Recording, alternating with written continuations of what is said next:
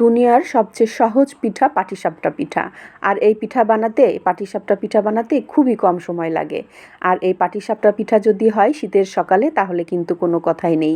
আসসালামু আলাইকুম ভিউয়ার্স। পাটিসাপটা পিঠার জন্য প্রথমে আপনাকে একটা খিসা তৈরি করার জন্য একটা হাঁড়ি বসিয়েছি।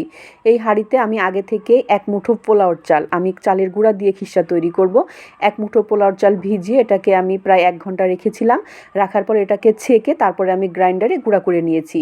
এই চালের গুঁড়াটাকে আমি প্রায় ১ মিনিটের মতো করে একটু ঝুরঝুরা করে ভেজে নিলাম। ভেজে নেওয়ার পর এখানে আগে থেকে আমি তরল দুধ দিয়েছি ১.৫ কাপ।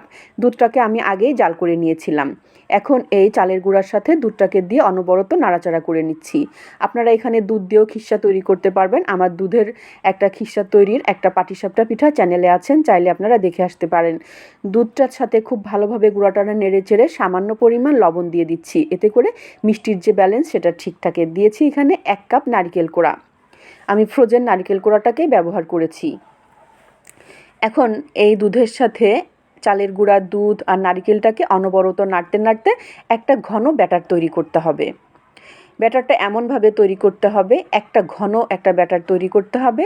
আর আপনারা চাইলে এই খিসার মধ্যে কিন্তু আপনারা চিনিও দিতে পারবেন। আমি এখানে আজকে গুড় দিয়ে আজকের এই একটা খিসা তৈরি করে নিব। আর এই খিসাটা খেতে খুবই টেস্ট হয়। পোলাও চালের একটা ফ্লেভার আছে। আমি এখানে ১ কাপের মতো খেজুর গুড় দিয়েছি। দেওয়ার পর এটাকে অনবরত নাড়তে নাড়তে ঘন একটা খিসা তৈরি করতে হবে।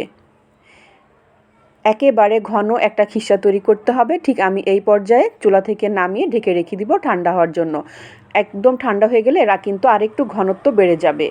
যেহেতু পাটিসাপটা পিঠা, এর জন্য এখানে আমি চালের গুঁড়া নিয়েছি ২ কাপ। আমি এখানে শুকনা চালের গুঁড়া নিয়েছি। আপনারা শুকনা চালের গুঁড়াও নিতে পারবেন, ভিজা চালের গুঁড়াও নিতে পারবেন। এই ২ কাপ চালের মধ্যে দিয়েছি আমি ১ কাপের থেকে কম পরিমাণ ময়দা, সাথে দিয়েছি ১.৫ টেবিল চামচ গুঁড়া দুধ, সামান্য পরিমাণ দিয়েছি লবণ আর 1/2 কাপ দিয়েছি চিনি। দিয়ে একটা হ্যান্ড হুইক্স দিয়ে খুব ভালোভাবে শুকনো উপকরণগুলোকে নেড়ে চেড়ে নিচ্ছি।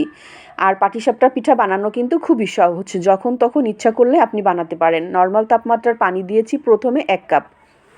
১ কাপ পানি দিয়ে আমি খুব ভালোভাবে ব্যাটারটা তৈরি করে নিব। পরে দিয়েছি আরও ১ কাপ। এই ২ কাপ দিয়ে কিন্তু আমি খুব ভালোভাবে ব্যাটারটাকে হ্যান্ড হুইক্স দিয়ে খুব ভালোভাবে আমি ফেটিয়ে নিচ্ছি। নেওয়ার পরে আপনারা কিন্তু এখন দেখতে পাচ্ছেন যে আমি যেহেতু পাটিসাপটার পিঠার পারফেক্ট ব্যাটারটা কিভাবে তৈরি করে নিয়েছি। প্রথমে দিয়েছি আমি ২ কাপ, তারপরে আমি একেবারে খুব ভালোভাবে হ্যান্ড হুইক্স দিয়ে নাড়াচাড়া করে আমি দিয়েছি আরও ১ কাপ। ১ কাপ দিয়ে মোটামুটি আমি ৩ কাপ দিয়ে একটা ঘন ব্যাটার তৈরি করে নিয়েছি। একেবারে ঘনও হবে না, আবার একেবারে পাতলাও হবে না, ঠিক এরকম একটা ব্যাটার। ১০ মিনিটের জন্য আমি ঢাকা দিয়ে ঢেকে রেখে দিলাম। ১০ মিনিট পরে যখন আমি পিঠাটা তৈরি করব, আমি এখানে কিন্তু মেজারমেন্ট কাপ ব্যবহার করেছি। মেজারমেন্ট কাপ দিয়েই কিন্তু আমি পাটিসাপটা পিঠাটা তৈরি করব। একটা তাওয়া বসিয়েছি আর আমি একটা টিস্যু পেপারের মধ্যে সামান্য পরিমাণ তেল নিয়ে পুরো তাওয়াটাকে মুছে নিলাম।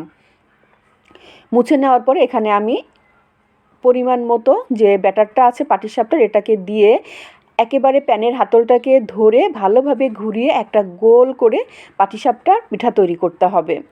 আমি ১৫ সেকেন্ডের জন্য ঢেকে রেখে দিলাম, আর ঠিক ১৫ সেকেন্ড পরে আমি আবারও ঢাকনাটাকে তুলে নিলাম। চারিপাশ থেকে কিন্তু দেখা যাচ্ছে যে পিঠাটা একেবারেই তৈরি হয়ে গিয়েছে। এই পর্যায়ে আমি যে খিসাটা তৈরি করে রেখেছিলাম এটাকে আমি দিয়ে দিলাম। আমি একটু বেশি করে খিসা দিলে আমার কাছে খেতে খুবই বেশি ভালো লাগে। এবার স্প্যাচুলা দিয়ে এখন পাটিসাপটার পিঠাগুলো তৈরি করে নিচ্ছি।